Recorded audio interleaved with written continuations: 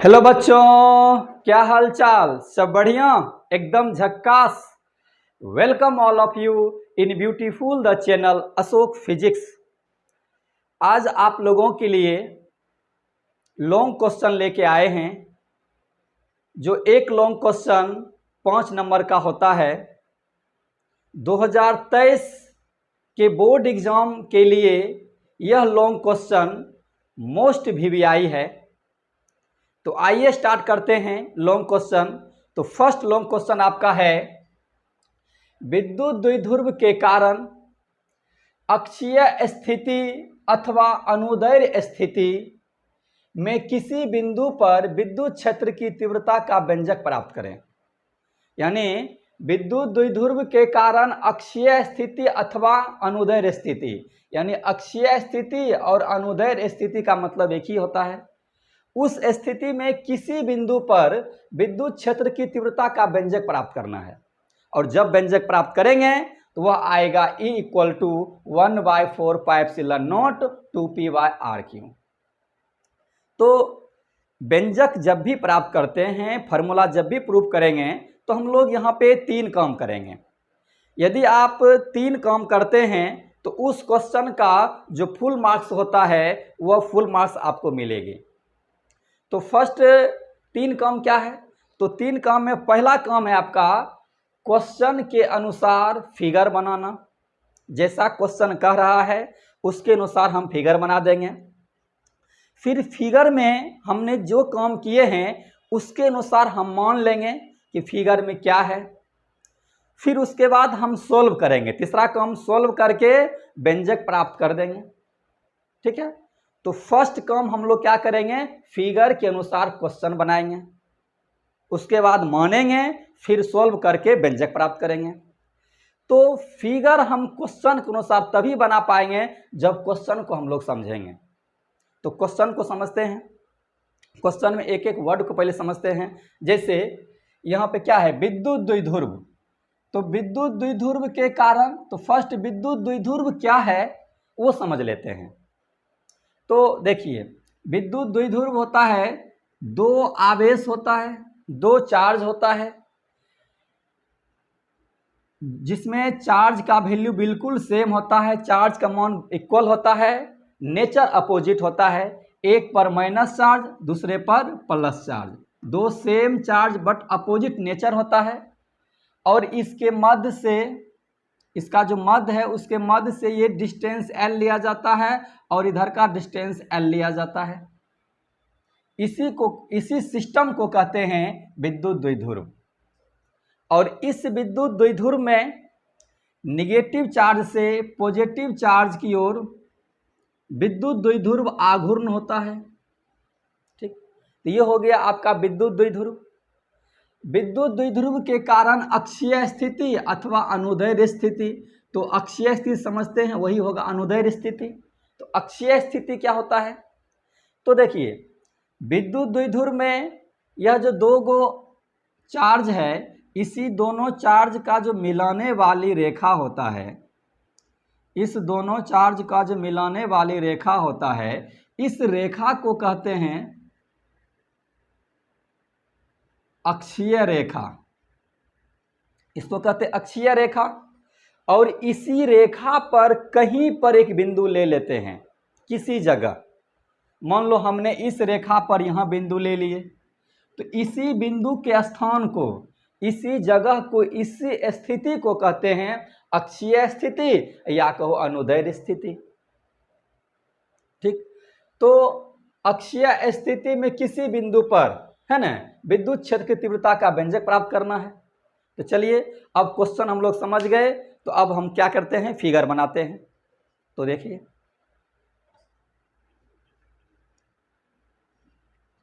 अब हम लोग क्वेश्चन को पढ़ते हुए फिगर बनाएंगे। ठीक है।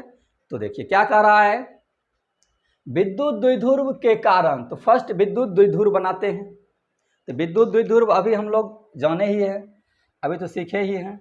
2 गो चार्ज होता है, एक पर माइनस Q, दूसरा पर प्लस Q, और इसके मध्य से ये डिस्टेंस L और ये भी डिस्टेंस L। तो ये हो गया विद्युत द्विध्रुव।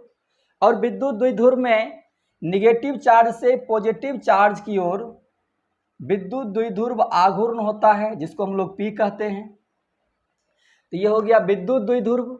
विद्युत द्विध्रुव के कारण अक्षीय स्थिति या अनुदैर्ध्य स्थिति में किसी बिंदु पर, तो यहाँ पे अक्षीय स्थिति लेते हैं, तो दोनों आवेश को जो मिलाने वाली लाइन होता है, जो रेखा होता है, उसी रेखा पर एक बिंदु ले लेंगे और यही बिंदु होगा अक्षीय स्थिति, और इस बिंदु का नाम दे देते हैं S।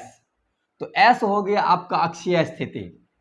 तो इसी अक्षीय स्थिति पर विद्युत क्षेत्र की तीव्रता का व्यंजक प्राप्त करना है, यानी कि विद्युत क्षेत्र की तीव्रता को ज्ञात करना है। तो यहाँ S पर E equal to what, E निकालना। विद्युत क्षेत्र की तीव्रता को E कहते हैं, इस E से सूचित करते हैं, तो E निकालना है। अब अक्षीय स्थिति जो यहाँ S लिए हैं, यह अक्षीय स्थिति कितना दूरी पर है, क्योंकि हो सकता है यह बिंदु हम यहाँ भी तो ले सकते थे, इस लाइन में हो सकता है यह बिंदु हम यहाँ भी तो ले सकते थे, इस लाइन में कहीं पर ले सकते थे। तो अभी हमने यहाँ लिए हैं, तो यह कितना डिस्टेंस पर लिए हैं, कितना दूरी पर लिए हैं, तो वह दूरी दिखाया जाता है जो विद्युत द्विध्रुव होता है, इस विद्युत द्विध्रुव के मध्य बिंदु से दिखाया जाता है। तो विद्युत द्विध्रुव का मध्य बिंदु यहाँ है, तो इसके मध्य बिंदु से यह अक्षीय स्थिति जो S है, यह अक्षीय स्थिति S मान लेते हैं कि R डिस्टेंस पर है, R दूरी पर है। ठीक, तो समझो फिगर बन गया। अब फिगर बन गया है, अब फिगर के अनुसार हम लोग क्या करेंगे, मानेंगे। तो उसके लिए हम लोग पहले एक इस पॉइंट का नाम दे देते हैं A और इस पॉइंट का नाम दे देते हैं B। अब हम लोग मानेंगे, तो क्या माना कि AB एक विद्युत द्विध्रुव है जो -Q और +Q चार्ज से मिलके बना हुआ है। इसमें एक विद्युत द्विध्रुव आघूर्ण है P, इसके मध्य से R दूरी पर अक्षीय स्थिति S बिंदु है। इसी S बिंदु पर विद्युत क्षेत्र की तीव्रता ज्ञात करना है। इस तरह से आप लोग फिगर बना करके इसको मान लेंगे। ठीक है, तो आप लोग इसको हम लिखेंगे नहीं, आप लोग इसको मान लेंगे। तो मानिए फिर से, माना कि AB एक विद्युत द्विध्रुव है जो -Q और +Q चार्ज से मिलके बना हुआ है। इसमें एक विद्युत द्विध्रुव आघूर्ण P है, इसके मध्य से R दूरी पर अक्षीय स्थिति S बिंदु है। इसी S बिंदु पर विद्युत क्षेत्र की तीव्रता ज्ञात करना है। इस तरह से हम लोग मान लेंगे। फिर मानने के बाद अब सॉल्व करके व्यंजक प्राप्त करेंगे। तो यहाँ पे एक चीज ध्यान रहे, जब भी सॉल्व करेंगे, जब व्यंजक प्राप्त करेंगे सॉल्व करके, तो वहाँ पे एक चीज हमको ध्यान देना है कि पहले ये सोच लें कि आखिर हम शुरुआत कहाँ से करें, क्या हम शुरुआत करें ताकि ये प्रूफ हो जाए। तो उसके लिए पहले सोचना पड़ेगा, फर्स्ट थिंकिंग करना पड़ेगा कि शुरुआत हम कहाँ से करें ताकि वो प्रूफ हो जाए। यदि आप रटते हैं तब तो खैर अलग बात है, लेकिन अगर आप रटना नहीं चाहते हैं तो उसके लिए पहले सोचना पड़ेगा, थिंकिंग करना पड़ेगा कि स्टार्ट कहाँ से करें। तो ये सोचते कहाँ से हैं, जो व्यंजक प्राप्त करना है, जिसका व्यंजक प्राप्त करना है वहां से सोचते हैं। जैसे क्या विद्युत क्षेत्र की तीव्रता का व्यंजक प्राप्त करें, यानी कि विद्युत क्षेत्र की तीव्रता हमको ज्ञात करना है, तो विद्युत क्षेत्र की तीव्रता से ही सोचना पड़ेगा। जैसे S बिंदु पर विद्युत क्षेत्र की तीव्रता निकालना है, किसके कारण निकालना है, विद्युत द्विध्रुव के कारण। विद्युत द्विध्रुव में क्या आवेश होता है, विद्युत द्विध्रुव में दो गो चार्ज होता है, दो आवेश होता है, एक -Q और एक +Q। और हम जानते हैं, इससे पहले हम जानते हैं कि जानते हैं कि एक चार्ज Q के कारण, एक बिंदु आवेश Q के कारण R दूरी पर विद्युत क्षेत्र की तीव्रता यानी E इक्वल टू होता है 1/4πε0 Q/r², ये होता है। तो एक बिंदु आवेश एक बिंदु आवेश के कारण r दूरी पर विद्युत क्षेत्र की तीव्रता इतना होता है, और इसमें दिशा भी होता है कि यदि यह बिंदु आवेश प्लस है तो विद्युत क्षेत्र की तीव्रता का दिशा चार्ज से दूर की ओर होता है, और यदि यह बिंदु आवेश माइनस है, निगेटिव है, तब विद्युत क्षेत्र की तीव्रता का दिशा चार्ज के पास की ओर होता है। यानी प्लस चार्ज है तो विद्युत क्षेत्र की तीव्रता का दिशा दूर की ओर होता है, और माइनस चार्ज है तो पास की ओर होता है। ये हम लोग जानते हैं।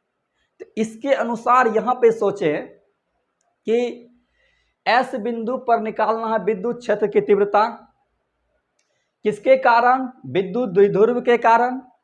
और विद्युत द्विध्रुव में दो गो चार्ज होता है, एक माइनस एक प्लस। तो क्या करना पड़ेगा? पहले तो फर्स्ट करना पड़ेगा कि किसी एक चार्ज के कारण, किसी एक चार्ज का, जैसे कि ये माइनस क्यू चार्ज के कारण एस बिंदु पर विद्युत क्षेत्र की तीव्रता निकालेंगे इसी फार्मूला से। फिर प्लस क्यू चार्ज के कारण एस बिंदु पर विद्युत क्षेत्र की तीव्रता निकालेंगे इसी फार्मूला से। फिर दोनों को क्या करेंगे? ऐड कर देंगे, जोड़ देंगे। और ध्यान रहे, इसको जब भी जोड़ेंगे वेक्टर तरीका से, सदिश तरीका से, क्योंकि विद्युत क्षेत्र की तीव्रता एक सदिश राशि होता है, वेक्टर क्वांटिटी होता है, इसीलिए वेक्टर को हम लोग वेक्टर तरीका से ही जोड़ते हैं। तो विद्युत क्षेत्र की तीव्रता को हम जोड़ेंगे, ऐड करेंगे, बट सदिश तरीका से, वेक्टर तरीका से ऐड करेंगे। ठीक है। और ऐड करके जब हम लोग आगे बढ़ेंगे तो प्रूफ आपका हो जाएगा E = 1/4πε0 2p/r³। तो आइए अब स्टार्ट करते हैं हम लोग। तो क्या करेंगे हम लोग? फर्स्ट एक चार्ज के कारण निकालेंगे एस बिंदु पर विद्युत क्षेत्र की तीव्रता, फिर दूसरे चार्ज के कारण एस बिंदु पर निकालेंगे विद्युत क्षेत्र की तीव्रता, फिर दोनों को वेक्टर तरीका से जोड़ देंगे और सोल्व करेंगे कि प्रूफ हो जाएगा। तो आइए स्टार्ट करते हैं। तो यहाँ माइनस क्यू चार्ज के कारण एस बिंदु पर निकालना है। तो हम जानते हैं एक बिंदु आवेश के कारण, चूंकि हम जानते हैं एक बिंदु आवेश के कारण विद्युत क्षेत्र की तीव्रता बराबर होता है 1/4πε0 q/r²। ठीक है। अब हमको निकालना है फर्स्ट इसके कारण से। तो एक चीज यहां पर ध्यान रहे, जैसे माइनस क्यू चार्ज के कारण इस बिंदु पर r दूरी पर विद्युत क्षेत्र की तीव्रता इतना होता है, तो ये r क्या होता है? ये चार्ज और ये बिंदु के बीच का दूरी होता है। तो यहाँ पे हम इस माइनस क्यू चार्ज के कारण S बिंदु पर निकालेंगे विद्युत क्षेत्र की तीव्रता। तो उसके लिए हमको यहाँ से इस माइनस क्यू चार्ज से S बिंदु के बीच का दूरी चाहिए। फिर जब इसके कारण से निकालेंगे प्लस क्यू चार्ज के कारण S बिंदु पर विद्युत क्षेत्र की तीव्रता, तो फिर ये भी दूरी चाहिए। तो फर्स्ट हम पहले दूरी ही निकाल लेते हैं। तो आप लोग सोचें कि ये माइनस क्यू चार्ज से ये S बिंदु के बीच का दूरी कितना होगा? देखें, यहां से मध्य से यहां तक का डिस्टेंस कितना है? r। ये r दूरी है, और यहां से यहां तक का दूरी है l। तो ये कितना दूरी हो जाएगा? r + l। तो ये दूरी हो जाएगा r + l। ठीक है। अब प्लस क्यू और S बिंदु के बीच का दूरी कितना होगा? ये प्लस क्यू यहाँ है और S बिंदु यहाँ है, ये दूरी कितना होगा? ये दूरी देखें, यहाँ से यहाँ तक का डिस्टेंस है r, दूरी है r, और ये दूरी है l। इस r में से l को लेस कर देंगे तो ये दूरी निकल जाएगा। तो क्या होगा? r - l। ये हो जाएगा r - l, ये दूरी हो जाएगा। ठीक है। तो अब निकालते हैं। चूंकि एक बिंदु आवेश के कारण विद्युत क्षेत्र की तीव्रता इक्वल टू होता है 1/4πε0 q/r²। तो अब इसको हम पहले निकालते हैं माइनस क्यू चार्ज के कारण। तो माइनस क्यू चार्ज पे कौन सा बिंदु है? ए। इसको कह देंगे EA मतलब इस बिंदु के कारण विद्युत क्षेत्र की तीव्रता। तो इस बिंदु के ए बिंदु के कारण विद्युत क्षेत्र की तीव्रता बराबर क्या हो जाएगा? इसके अनुसार पुट करें वैल्यू, तो हो जाएगा 1/4πε0 q/r। r यहाँ पे कितना होगा? आर होगा यहाँ से यहाँ तक का डिस्टेंस जो है आर प्लस एल, ये हो जाएगा R plus L. R square है तो इसका हो जाएगा होल स्क्वायर। ठीक, तो ये निकल गया इस माइनस क्यू चार्ज के कारण एस बिंदु पर विद्युत क्षेत्र की तीव्रता। अब इसका दिशा निकालते हैं। तो ये कौन सा चार्ज है? निगेटिव चार्ज है, माइनस चार्ज है। तो माइनस चार्ज के कारण क्या होता है? दिशा पास की ओर। तो ये दिशा हो जाएगा इसके कारण यहाँ पे इसके पास की ओर हो जाएगा, इधर की ओर। इसके पास इधर की ओर होगा, ये हो गया ई ए, यानी ई ए का दिशा इधर हो जाएगा। अब निकालते हैं इसके कारण, इसके कारण निकालते हैं। इसको लिखेंगे ई बी, क्योंकि इस पे कौन सा पॉइंट है? बी। तो ई बी यानी कि बी बिंदु के कारण विद्युत क्षेत्र की तीव्रता इक्वल टू क्या हो जाएगा? इसी के अनुसार इसी फार्मूला से चलेंगे। तो 1/4 pi epsilon naught Q by R. और यहाँ पे आर क्या होगा? यहाँ पे आर होगा प्लस क्यू चार्ज और एस बिंदु के बीच का डिस्टेंस। तो वो कितना है? R minus L. ये हो जाएगा R minus L, R square, तो यहाँ हो जाएगा होल स्क्वायर। ठीक है, तो ये अब दोनों चार्ज के कारण निकल गया। अब इसको क्या करेंगे? ऐड कर देंगे, इस दोनों को जोड़ देंगे। तो ऐड करते हैं, तो लिखेंगे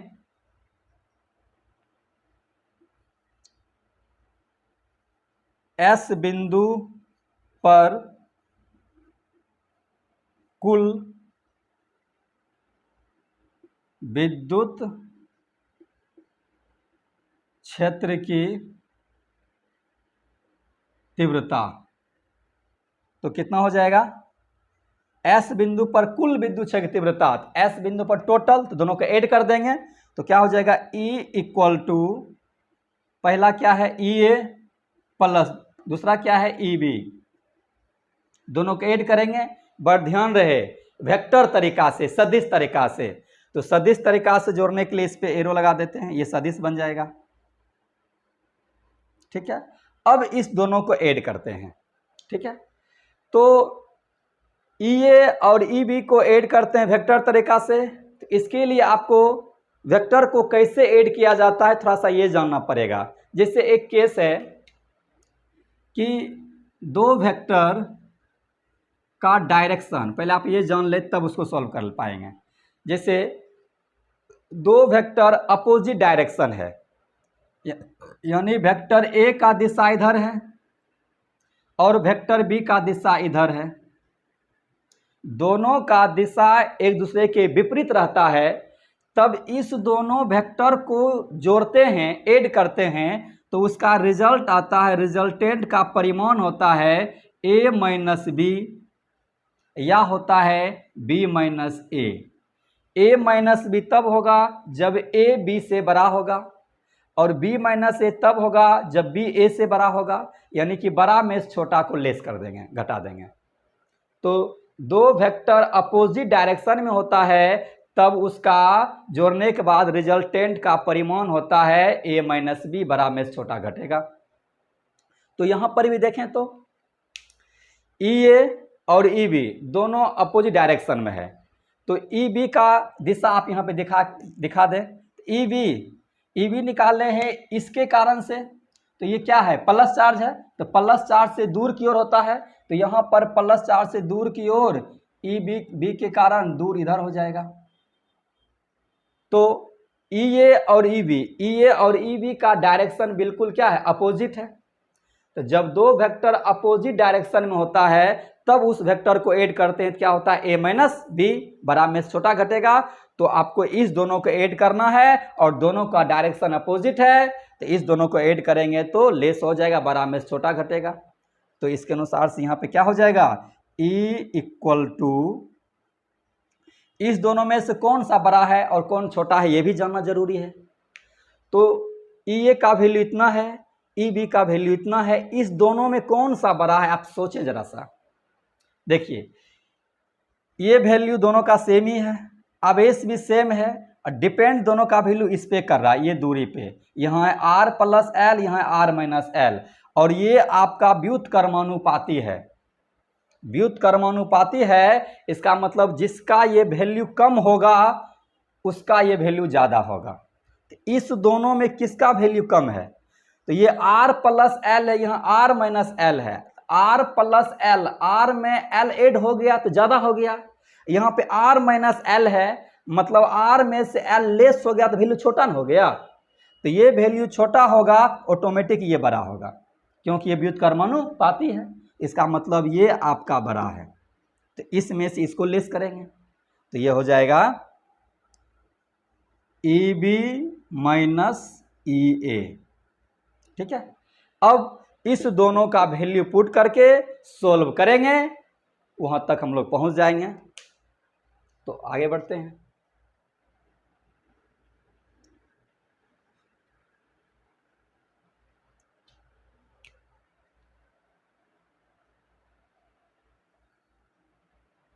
तो देखिए, तो क्या हो जाएगा, E इक्वल टू, इसका वैल्यू पुट करें, EB कितना है,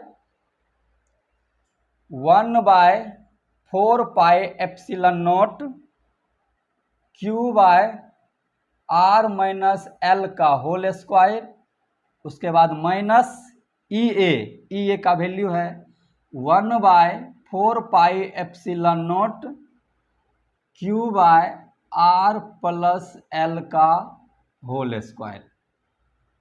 अब इसको सिर्फ कैलकुलेशन करना है, ठीक है, तो करते हैं कैलकुलेशन। तो अब क्या हो जाएगा, E इक्वल टू, इस दोनों में जो सेम है वो कॉमन हो जाएगा। तो क्या सेम है, 1/4πε0 Q, इसमें भी है और इसमें भी है, तो 1/4πε0 इंटू Q कॉमन आ गया। तो क्या बचा, इसमें बचा R माइनस एल का होल स्क्वायर, बट नीचे तो हो जाएगा 1/R माइनस एल का होल स्क्वायर, माइनस इसमें क्या बचा 1/R प्लस एल का होल स्क्वायर, ये ठीक है। अब आगे बढ़ते हैं, तो अब E इक्वल टू हो जाएगा 1/4πε0 इंटू Q। अब ये हो गया भिन्न के घटा जैसा, तो सोल्व करते हैं। तो ये दोनों का एलसीएम लेंगे, एलसीएम नहीं होता है तो मल्टीप्लाई हो जाता है, ये दोनों मल्टीप्लाई हो जाएगा, ये हो जाएगा R माइनस एल का whole square into R plus L का होल स्क्वायर। अब ये दोनों मल्टीप्लाई होने के बाद क्या होता है, ये इससे मल्टीप्लाई और ये इससे मल्टीप्लाई होगा, तो ये इससे मल्टीप्लाई क्या हो जाएगा, R प्लस एल का होल स्क्वायर माइनस ये इससे हो जाएगा R माइनस एल का होल स्क्वायर, ये हो गया। अब इसको आगे बढ़ते हैं, E equal to 1/4πε0 into Q। अब इसको देखें, ये R प्लस एल का होल स्क्वायर है, तो ये होगा ए प्लस बी का होल स्क्वायर पर टूटेगा, और ये A माइनस बी का होल स्क्वायर पर टूटेगा। तो तोड़ते हैं दोनों को, तो क्या हो जाएगा, ये A प्लस बी का whole square, A square plus B square plus 2AB, उसके बाद माइनस ये A माइनस बी का होल स्क्वायर पे, तो क्या हो जाएगा A square plus B square minus 2AB। उसमें क्या करेंगे, माइनस साथ ही साथ अंदर करेंगे, तो माइनस अंदर करेंगे सब का चिन्ह चेंज हो जाएगा, तो क्या हो जाएगा A square plus B square, तो माइनस जाएगा तो minus B square minus 2AB, minus minus plus 2AB by. अब देखें ये दोनों मल्टीप्लाई करते हैं, तो ये क्या है A माइनस बी का होल स्क्वायर और A प्लस बी का होल स्क्वायर। तो A माइनस बी का whole square, A plus B का होल स्क्वायर फॉर्मूले होता है A square minus B square का होल स्क्वायर, तो उसके अनुसार ये हो जाएगा A square minus B square का होल स्क्वायर, ठीक है। अब यहाँ पे देखें तो कुछ ना कुछ तो कटेगा, यहाँ पे R स्क्वायर प्लस में है, ये R स्क्वायर माइनस में कैंसिल, L स्क्वायर प्लस में है, L स्क्वायर माइनस में है कैंसिल, तो क्या होगा ये, अब E equal to 1/4πε0 into Q। अब क्या बचेगा 2RL, तो हो जाएगा 4RL by R square minus L square का होल स्क्वायर। ठीक है, ये हो जाएगा। अब आगे बढ़ते हैं। इसका शॉर्ट स्क्रीन लेना चाहते हैं तो आप लोग ले सकते हैं, फिर इसको मिटा देंगे। तो अब इससे आगे बढ़ते हैं। इम्प्लाइज डेट क्या हो जाएगा, E equal to 1/4πε0 into Q, ये और ये 4RL है।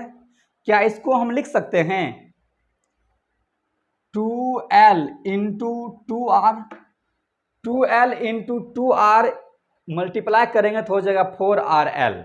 इसको लिख सकते हैं ऐसा, by R square minus L square का होल स्क्वायर।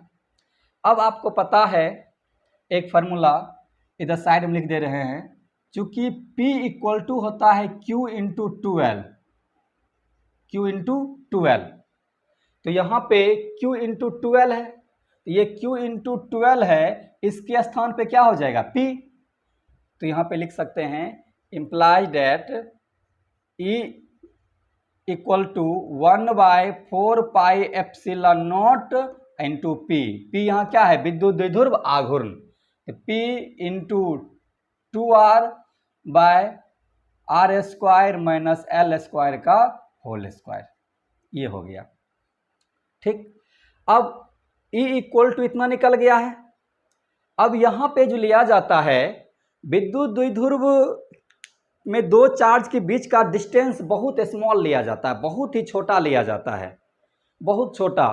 तो उसके लिए हम यहाँ पे तब लिखते हैं इफ यदि R much much greater than L, इसका मतलब हुआ कि R L से बहुत बड़ा है, R L से बहुत बड़ा, इतना बड़ा है कि L का वैल्यू नगण्य मान सकते हैं, बहुत छोटा मान सकते हैं।